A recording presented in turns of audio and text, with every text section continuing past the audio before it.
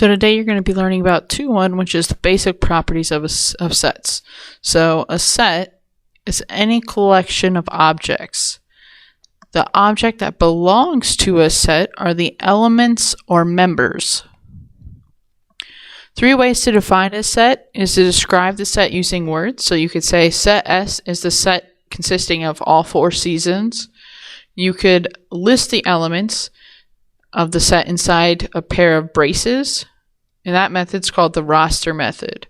So here S equals, it'd be spring, summer, fall, winter, because those are the 4 seasons. You can also represent using set builder notation, which looks like this one. So it's S equals X. This bar means such that X is a season. So all 3 of these methods represent the same thing, because I could list that it's all 4 seasons. I could actually write out the seasons, or I could say X such that X is a season.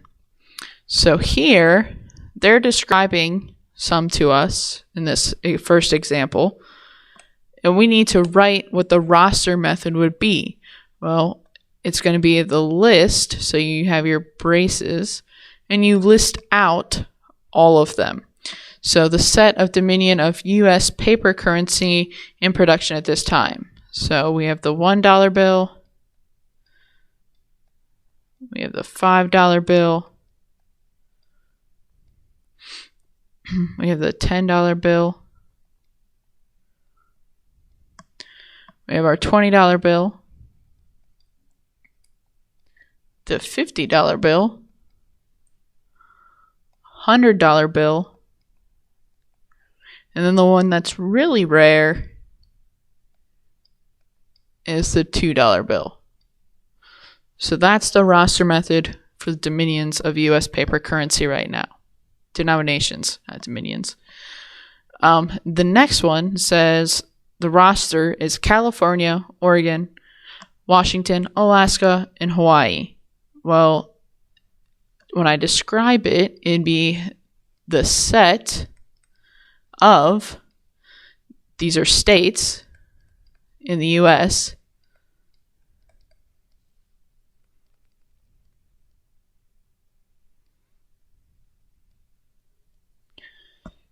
and they border the Pacific Ocean.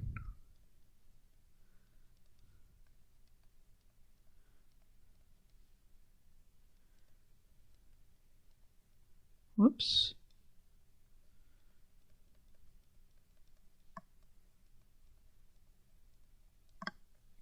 So you're just looking at what all the things in the roster have in common, and then you're just describing the set that way. So all of those states border the Pacific Ocean, so I know it's the set of states in the U.S. that border the Pacific Ocean. So here, it just goes through basic sets of numbers that we have. So our natural numbers are just the counting numbers. So when I count, I go 1, 2, 3, 4, 5, and so on. Whole numbers are all of those counting numbers and 0. Our integers are positive and negative whole numbers, including 0. Rational numbers are all terminating or repeating decimals. You can also, it's anything that you can rewrite as a fraction. Irrational numbers are all non-terminating, non-repeating decimals. So they don't end and there's no pattern to them. So like pi, square root of 2, those types of things. Real numbers are the set of all rational and irrational numbers. So all of this are real numbers. So over here, it wants us to use the roster method to write the following. So for A, the set of whole numbers less than 4. So whole numbers are 0 and then our counting numbers. Now it says less than 4, so I can't go to 4 or any higher. So it'd be 0, 1, 2, 3. The next one, the set of counting numbers larger than 11 and less than or equal to 19. So I have to start larger than 11, which would be 12, and my counting numbers are just how I would count. So 12, 13, 14, 15, 16, 17, 18, 19, and then it was less than or equal to, so I can't do anything else. I end at 19. And then C is the negative integers between -5 and 7. So I would start with -4, because it's between -5 and 7. Then it's -3, -2, -1, and then the rest of the numbers aren't negative, so I wouldn't list any more. So this next part, a set is well defined if it is possible to determine whether any given item in it is an element of the set. So here it says well defined, the set of students taking math seminar. That's well defined because only the people in math seminar are taking it. There's no opinions. It's a set thing, so it's well defined. The set of great football players is not well defined because everyone has a different opinion of what makes a great football player. So this next part talks about notation. So here, this little E symbol means is an element of. So 4 is an element of the natural numbers for the E, N, because N is natural numbers. -3 is not an element of the natural numbers. So -3, it's the E with the cross through it, means not an element of in natural numbers. And then X is not an element of A, B, C, D. So X, not an element, my A, B, C, D, E. So they want us to determine if each of these statements is true or false. So 4 being an element of 2, 3, 4, and 7. So I would look to see if 4 is in this set, which it is. So this would be true. -4 being a natural number. -4 is an integer, not a natural number, so this is false. 1/2 not being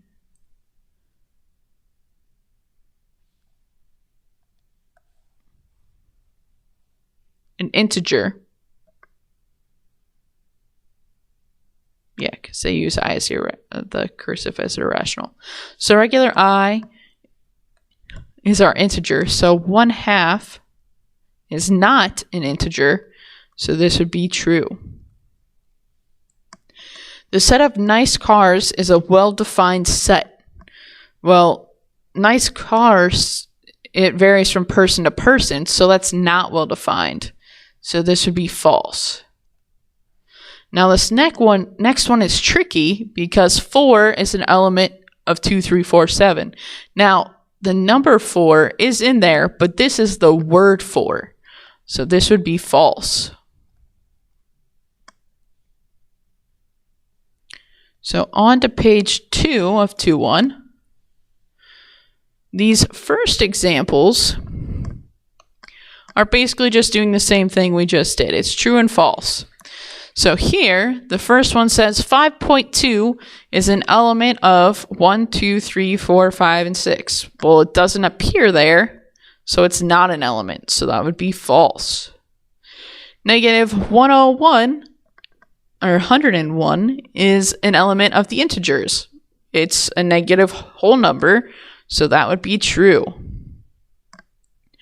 2.5 is not an element of W, so my whole numbers. Well, it's not a whole number, so this would be true. And then the next one, the set of all integers larger than pi is a well-defined set. So even though it goes on forever, we can actually get all of the integers that are bigger than pi, so that would be true. An empty set or a null set is represented in multiple ways. So it's an element or a set that contains no elements. So I can denote it by empty braces, or I can denote it by a circle with a line through it.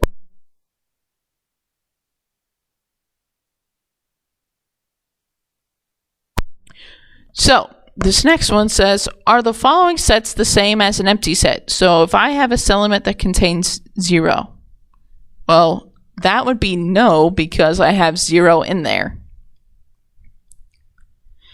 This one is a brace inside a brace. Well, that's just an empty set inside another empty set, so this would be yes. And then this is an empty set with nothing in it, so this would also be yes. So the next part wants to walk us through the parts of a set builder. So this bracket up here in the front that the first one's pointing to here would be the set. My X is of the element.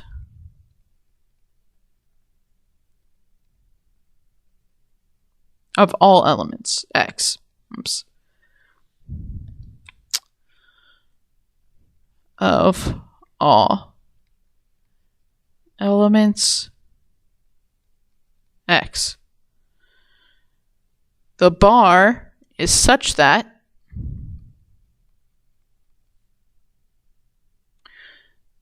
my E symbol means that X is an element of the set of natural numbers, because it's talking about this whole part here. So X is an element of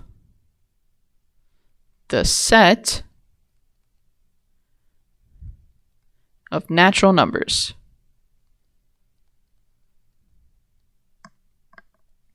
And then this is saying, and X has to be greater than 7.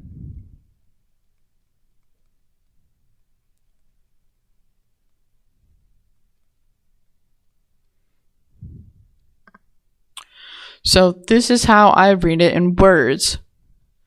So the set of all elements X such that X is an element of the set of natural numbers and X is greater than 7. So that describes this set notation in words. So now they want us to do the exact opposite, working backwards. So here I would have the set, and then it always has to be X such that. Now it says X is an integer less than 9. So I would have to say X is an element of my integers and X is less than 9. So I have to describe both parts. So I have to say it is an integer and less than 9. So my next one, the set, and then X such that, it needs to be the set of prime numbers between 100 and 1,000. So I'm going to let P represent prime numbers. And then it has to be between 100, so it has to be greater than 100, but it has to be less than 1,000. So that would be my set notation for that example.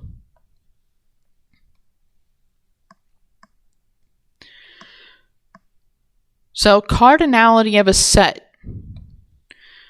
A set is finite if the number of elements in a set is a whole number. So if all the elements in there end up being a whole number, it's a finite set.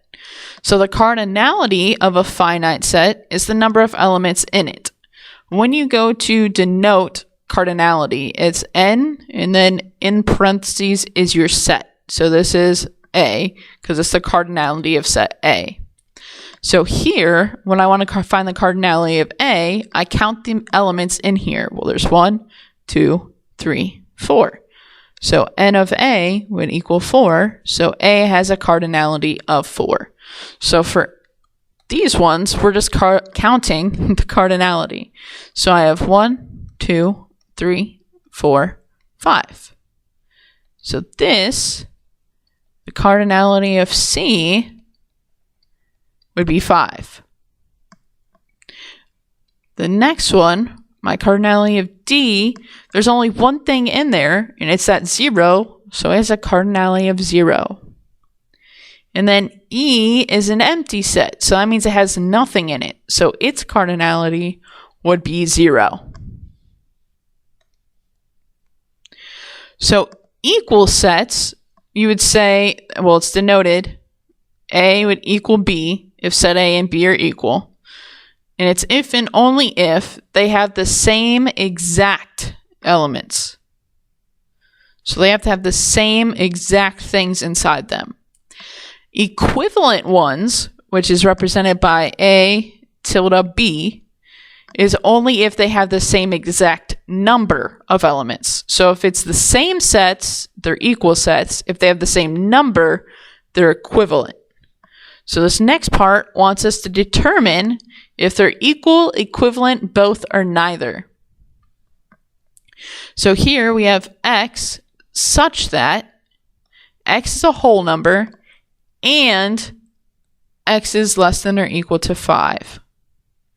Here we have alpha, beta, gamma, all of them. So we have 1, 2, 3, 4, 5, 6 elements in this one.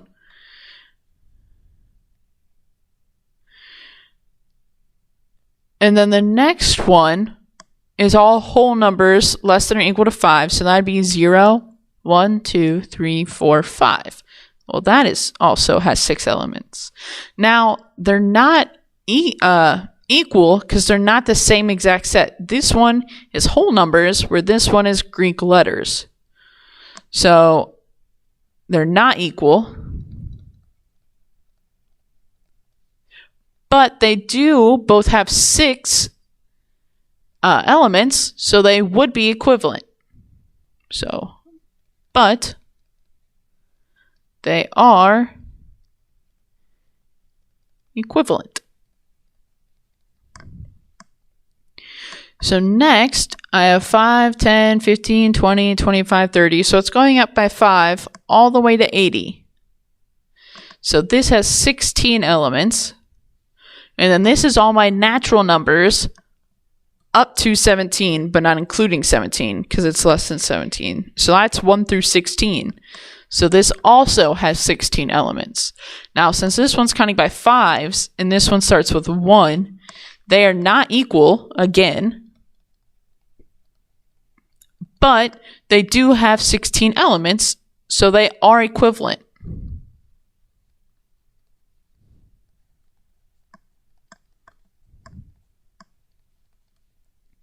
And that is it for the 2-1 notes.